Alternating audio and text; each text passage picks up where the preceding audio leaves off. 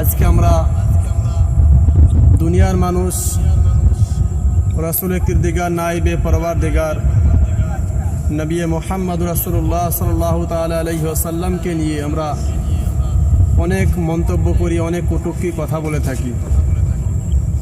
যেমন মন্তব্যের মাঝে আমাদের ঈমান খাওয়ার জন্য, ঈমান হারা করার জন্য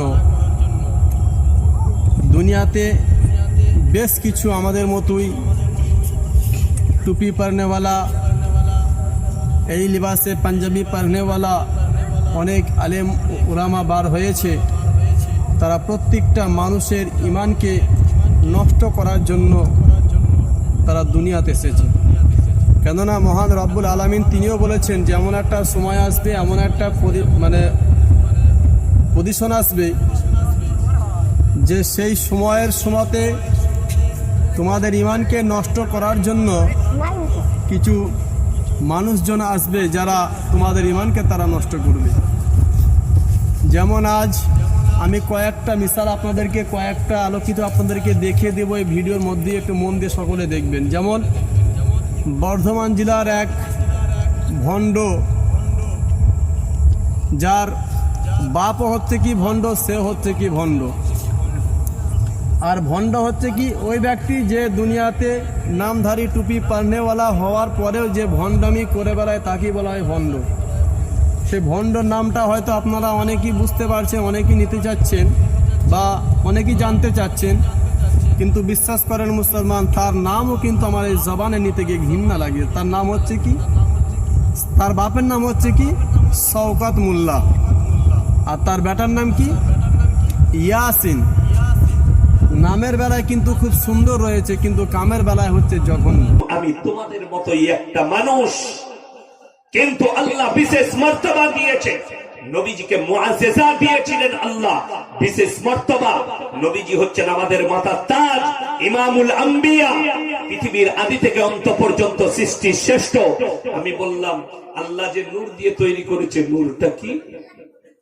দেখবেন আমাদের দেশের কিছু ভণ্ড আছে বাংলাদেশে আর আমাদের দেশে, তারা বলে আল্লাহ নিজের নূর দিয়ে নবীকে সৃষ্টি করলেন। আমি ঝাঁটা খাবি কবর, টানটা কম কর, হাদিস বল, কোরআন বল। এবার এদিকে আপনারা লক্ষ্য করুন, সে কিন্তু বলে থাকে যে নবী হাম জায়সা বাশার, নবী আমাদের মতো মানুষ, নবী মাটির তৈরি। তারা এইভাবে কথা বলে থাকে। যেমন বাংলাদেশের কয়েকটা ভণ্ডামি করার লোক বার হয়েছে, তাদেরকেও আপনাদেরকে সামনে আমি ভিডিওর মাধ্যমেই দেখাবো। যেমন আপনারা নাম শুনেছেন ডাক্তার মিজানুর রহমান, সবাই বলে আজহারি আর আমি বলি আহাজারি। এরপর একবার সাইয়েদনা আলী রাদিয়াল্লাহু তাআলা আনহু মদ খেয়ে নামাজে দাঁড়াইছে, আর এরকম মাতলামি করতেছে আর পড়তেছে আ'বুদু মা তা'বুদুন। লা আ'বুদু মা তা'বুদুনের জায়গায় মাতলামের সেটা কি পড়ে? আ'বুদু মা তা'বুদুন। লা আ'বুদু মা তা'বুদুনের অর্থ হলো, কাফিরেরা তোমরা যে মূর্তির পূজা করো আমরা ওটার পূজা করি না। উনি লা বাদ দিলে অর্থ হয়ে গেছে তোমরা যেটার পূজা করো আমরা ওইটারই করি। ভেজাল আছে না নাই?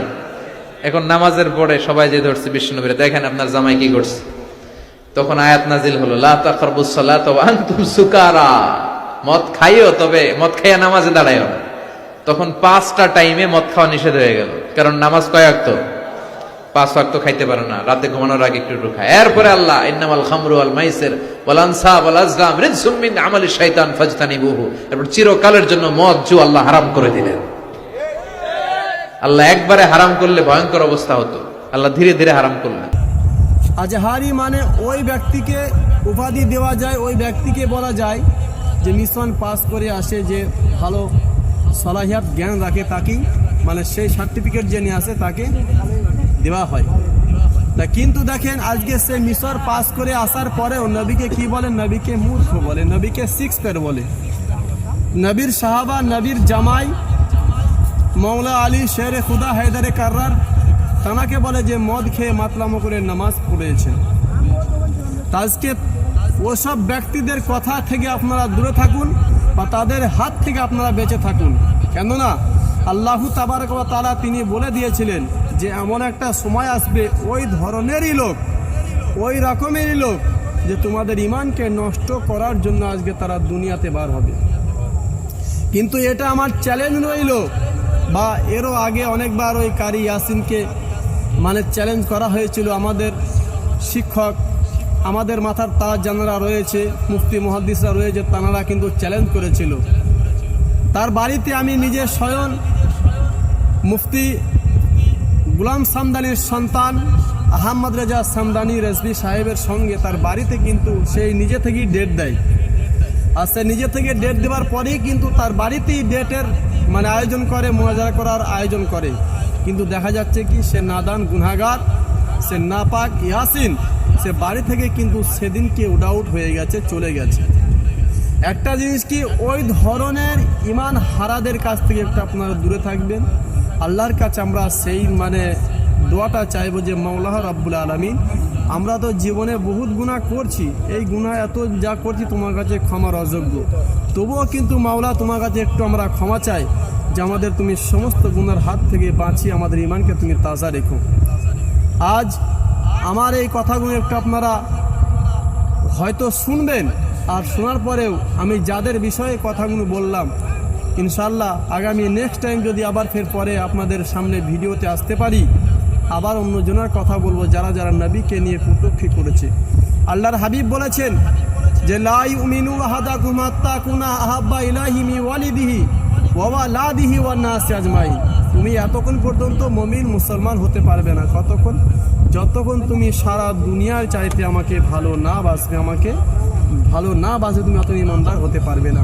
আর আজকে আমরা দুনিয়া মানুষ যদি সেই নবীকে না ভালোবাসি, আমরা জান্নাতও পাবো না, আমাদের জন্য জাহান্নাম ওয়াজিব হয়ে যাবে। এই বলে সমাপ্ত করলাম। আসসালামু আলাইকুম।